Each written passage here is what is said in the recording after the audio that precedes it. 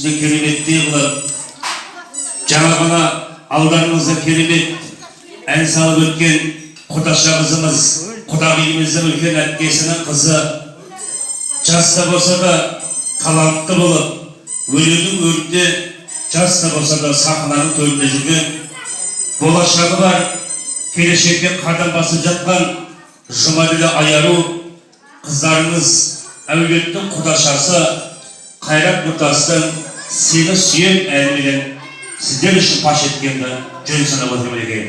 Алайда ауыздарыңыз әнде, құлақтарыңыз әнде болып, бір кісінің баласындай болып, осы Айару қыздың әніне бір тамсанай қарайын. Той құтты болсын. Сені сүйем.